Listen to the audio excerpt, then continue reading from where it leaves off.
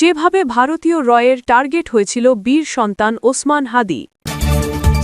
ওসমান হাদির উপর হামলা, 400 কোটি টাকার মাস্টার প্ল্যান, অনুসন্ধানে বেরিয়ে আসলো চাঞ্চল্যকর তথ্য। বেরিয়ে এলো ওসমান হাদি হত্যার কিলিং মিশন। এতক্ষণ শুনছিলেন সংবাদ শিরোনাম, এখন থাকছে বিস্তারিত। রাজধানীতে প্রকাশ্যে দিবালোকে শরীফ ওসমান হাদির উপর যখন গুলি চলে তখন অনেকে একে নিছক রাজনৈতিক সহিংসতা ভেবেছিলেন, কিন্তু গোয়েন্দা তথ্য আর সাম্প্রতিক ঘটনাপ্রবাহের জট খুলতেই বেরিয়ে আসছে এক লোমহর্ষক আন্তর্জাতিক ষড়যন্ত্রের চিত্র। হাদির উপর এই হামলা কোনো বিচ্ছিন্ন ঘটনা নয়, বরং এটি দিল্লি থেকে পরিচালিত এক মেগা প্রজেক্টের অংশ, যার অর্থের যোগান এসেছে দেশের অন্যতম শীর্ষ ধনকুবের এস আলমের পকেট থেকে।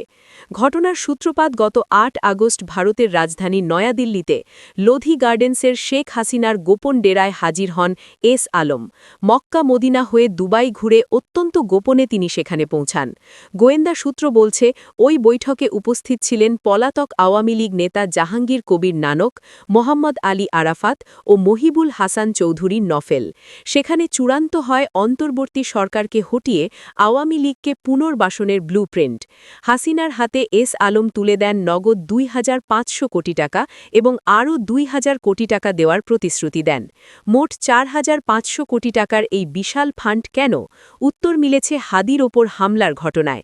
এই অর্থের মূল উদ্দেশ্য ছিল নির্বাচনের আগ পর্যন্ত দেশ জুড়ে ব্যাপক নাশকতা সৃষ্টি, প্রশাসন ও পুলিশকে কিনে ফেলা এবং জুলাই বিপ্লবের নায়কদের দুনিয়া থেকে সরিয়ে দেওয়া। ২৪শে জুলাই বিপ্লব বাংলাদেশকে যে কজন নির্ভীক, দৃঢ়চেতা আর অকৃত্রিম দেশপ্রেমিক তরুণ নেতা উপহার দিয়েছে, তার মধ্যে অন্যতম হলেন শরীফ ওসমান হাদি। ফ্যাসিবাদ ও ভারতীয় আধিপত্য বিরোধী তার প্রতিটি সাহসী উচ্চারণ এদেশের তরুণ সমাজ থেকে শুরু করে প্রতিটি দেশপ্রেমিক মানুষের মনে উদ্দীপনা সৃষ্টি করে। জান দেব, জুলাই দেব না, হাদির এই বজ্র ঘোষণা বাধা হয়ে দাঁড়ায় ফ্যাসিবাদের পুনর্বাসন ও ভারতীয় আধিপত্য প্রতিষ্ঠার ক্ষেত্রে। ৫ই আগস্টের পর বিপ্লবে অংশ নেওয়া ছাত্র জনতা যখন রাজনৈতিক দল সহ বিভিন্নভাবে আলাদা হয়ে যায়, তখন দ্রুত এই সাংস্কৃতিক সংগঠনটি পরিণত হয় জুলাই বিপ্লবের অন্যতম একটি বাতিঘর ও আশার আলো। বিপ্লব পরবর্তী নতুন সরকার পথ চলার সঙ্গে সঙ্গে পতিত ফ্যাসিবাদের দোসররা একের পর এক চেষ্টা চালায় প্রতি বিপ্লবের। এ ধরনের প্রতিটি চেষ্টার বিরুদ্ধে ইনকিলাব মঞ্চের মুখপাত্র ওসমান হাদির নেতৃত্বে তরুণ ছাত্র জনতার ঐক্যবদ্ধ ভূমিকার মাধ্যমে এই সংগঠনটি দ্রুত পরিণত হয় আওয়ামী ফ্যাসিবাদ ও ভারতীয় আধিপত্যের বিরুদ্ধে একটি বলিষ্ঠ প্ল্যাটফর্মে। বাংলাদেশে ভারতীয় আধিপত্য প্রতিষ্ঠা ও ভারতীয় ষড়যন্ত্রের অন্যতম একটি সেক্টর হল এদেশের সাংস্কৃতিক অঙ্গন। এই অঙ্গনটি ভারতের গোয়েন্দা সংস্থার অবাধ বিচরণ ক্ষেত্র ও হাতিয়ার হিসেবে পরিচিত। হাদির লড়াইয়ের একটি লক্ষ্য ছিল সাংস্কৃতিক ফ্যাসিস্টদের রুখে দেওয়া। যেহেতু হাদির মতো নেতা এদেশে ভারতীয় আধিপত্য প্রতিষ্ঠার ক্ষেত্রে সবচেয়ে বড় বাধা, তাই এ ধরনের নেতারা প্রধান টার্গেট ভারতীয় গোয়েন্দা সংস্থা র-এর। এর অংশ হিসেবে হাদি প্রথম শিকার হন দেশীয় সাংস্কৃতিক ফ্যাসিস্টদের ও ভারতের দালালদের। ভারতের মদতপুষ্ট এই ফ্যাসিস্টরা হাদির বিরুদ্ধে ঘৃণা উৎপাদন ও বয়ান তৈরি করেছে এবং হাদিকে হত্যার পরিবেশ সৃষ্টি করেছে। ২৪শে জুলাই আগস্ট বিপ্লবের পরপরই বাংলাদেশের হিন্দু সম্প্রদায়ের নিরাপত্তার নামে হিন্দুদের কিছু সংগঠন আন্দোলনে নামে। এই আন্দোলনের অন্যতম উদ্যোক্তা ও সংগঠক ছিলেন বিতর্কিত ইসকন নেতা চিন্ময় কৃষ্ণ দাস। সম্মিলিত সনাতন জাগরণ জোটের মুখপাত্র ও ইসকন পরিচালিত পুণ্ডরিক ধামের অধ্যক্ষ চিন্ময় কৃষ্ণ দাস তার সংগঠনের ব্যানারে দেশের বিভিন্ন এলাকায় জনসমাবেশে দেশবিরোধী এবং উস্কানিমূলক বক্তব্য দিতে থাকেন। তিনি সহ অন্য অনেক উগ্র হিন্দু নেতা বাংলাদেশে হিন্দুদের ওপর নির্যাতনের ভয়াবহ সব মিথ্যা অভিযোগ হাজির করেন এবং সাধারণ হিন্দুদের উস্কানি দিয়ে মাঠে নামানোর চেষ্টা করেন। হিন্দুদের বাড়িঘর লুটপাট, অগ্নিসংযোগ, নির্যাতন, হত্যা, ধর্ষণ, দেশ থেকে তাড়িয়ে দেওয়ার অভিযোগ করা হয়। এছাড়া মন্দির ভাঙচুর, দেবদেবীদের অপমানের অভিযোগ করেন তারা। বস্তুত ইসকন সহ বিভিন্ন হিন্দু সংগঠনের এ ধরনের মিথ্যা প্রচারণা ও হিন্দুদের মাঠে নামানোর চেষ্টার পেছনে ছিল ভারতের গভীর ষড়যন্ত্র। জুলাই বিপ্লবের পর ভারত আন্তর্জাতিক অঙ্গনেও বাংলাদেশের বিরুদ্ধে মাঠে নামে হিন্দু কার্ড নিয়ে। ভারতের পক্ষ থেকে বিভিন্ন দেশ, সংস্থা ও ফোরামে বাংলাদেশে হিন্দুদের ওপর ভয়াবহ হত্যা, গণহত্যা এবং নির্যাতনের মিথ্যা তথ্য সরবরাহ করা হয়।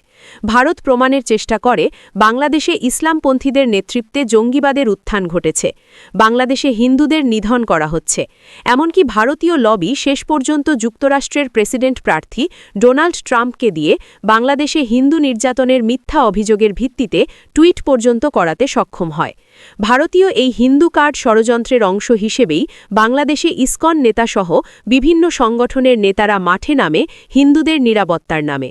হাদি বলেন, ইসকন আমেরিকায় প্রতিষ্ঠিত হয়েছে, বিশ্বের নানা দেশে তাদের শাখা রয়েছে এবং কার্যক্রম চলছে। সেই হিসেবে তারা একটি এনজিও প্রতিষ্ঠান। বাংলাদেশের আইন অনুযায়ী কোনো এনজিও রাজনৈতিক কর্মকাণ্ডে যুক্ত হতে পারে না। যদি তারা এনজিও না হয়, তবে ইসকন রাজনৈতিক না ধর্মীয় সংগঠন তা স্পষ্ট করতে হবে। তাদের সব অর্থনৈতিক উৎস জনসম্মুখে প্রকাশ করতে হবে। সরকারের কাছে জানতে চাই, ইসকন কোন আইনে, কোন মন্ত্রণালয়ের অধীনে এবং কী পরিচয়ে কাজ করার অনুমতি পেয়েছে। 2024 সালের 25 নভেম্বর রাষ্ট্রদ্রোহ মামলায় গ্রেফতার করা হয় চিন্ময় কৃষ্ণ দাসকে। এ নিয়ে ভারত বাংলাদেশের বিরুদ্ধে খুবই আগ্রাসী আচরণ প্রকাশ করে। এর মাধ্যমে স্পষ্ট হয়ে যায় ইসকন ও ভারত এক, অভিন্ন। ভারতের পক্ষ থেকে শুধু কড়া বিবৃতি নয়, বরং রীতিমতো বিক্ষোভ আয়োজন করা হয় কলকাতা সহ অনেক স্থানে। হামলার ঘটনা ঘটে আগরতলায় বাংলাদেশ সহকারী হাই কমিশন অফিসে। বাংলাদেশে প্রবেশের লক্ষ্যে বাংলাদেশ সীমান্তে মিছিল নিয়ে অগ্রসর হয় অনেক উগ্র হিন্দুরা। চিন্ময় কৃষ্ণ দাসের আটকের বিষয়ে ভারতের হস্তক্ষেপ চেয়ে বিবৃতি দেয় international society for Krishna consciousness, ISKCON. চিন্ময়ের গ্রেফতারের ঘটনায় উদ্বেগ জানিয়ে ভারত সরকারের দেওয়া বিবৃতিতে বলা হয়, বাংলাদেশ সম্মিলিত সনাতন জাগরণ জোটের মুখপাত্র শ্রী চিন্ময় কৃষ্ণ দাসকে গ্রেফতার ও জামিন নাকচ করার বিষয়টি আমরা গভীর উদ্বেগের সঙ্গে লক্ষ্য করেছি। বাংলাদেশে চরমপন্থীদের দ্বারা হিন্দু এবং অন্য সংখ্যালঘুদের ওপর একাধিক হামলার পর এখন এ ঘটনা ঘটল। হাদি এই ষড়যন্ত্রের বিরুদ্ধে রুখে দাঁড়ালে তাকে ইসকন থেকে হুমকি দেওয়া হয়। প্রেস ক্লাবে ইনকিলাব মঞ্চের এক আলোচনা সভায় আমার দেশ সম্পাদক মাহমুদুর রহমান প্রধান অতিথি হলে তার বিরুদ্ধেও ইসকন বিষোদগার করে। ইসকন ও ভারতের হয়ে হাদির বিরুদ্ধে বাংলাদেশের যে কজন ব্যক্তি ঘৃণা উৎপাদন করেছে, তাদের মধ্যে অন্যতম একজন হলেন যুক্তরাষ্ট্র প্রবাসী ইউটিউবার শাহেদ আলম। ওসমান হাদিকে ডেভিল বা শয়তান আখ্যায়িত করে শাহেদ আলম ফেসবুকে একটি স্ট্যাটাস দেন। হাদি ও হাসিনার ছবি পোস্ট করে শাহেদ আলম লিখেছেন, দুই ডেভিল নিপাত যাক, এরা বাংলাদেশের স্থিতিশীলতার শত্রু, এদের কারা কারা পৃষ্ঠপোষকতা দিয়েছে নজর রাখুন। হাদির বিরুদ্ধে এ ধরনের ঘৃণা উৎপাদনকারী সবাই বর্তমানে বিএনপির পক্ষ নিয়ে বিএনপির প্রতিপক্ষকে এভাবে ঘায়েল করার চেষ্টা করেছে। অথচ জুলাই বিপ্লবের আগেও শাহেদ আলম সহ অনেকে বিএনপি ও তারেক রহমান সম্পর্কে খুবই অবমাননাকর মন্তব্য করেছেন। সেই পাপ ঢাকতে এখন তারা বিএনপির বিরাট বড় ত্রাণকর্তা, উদ্ধারকারী ও বুদ্ধিদাতা সেজেছেন।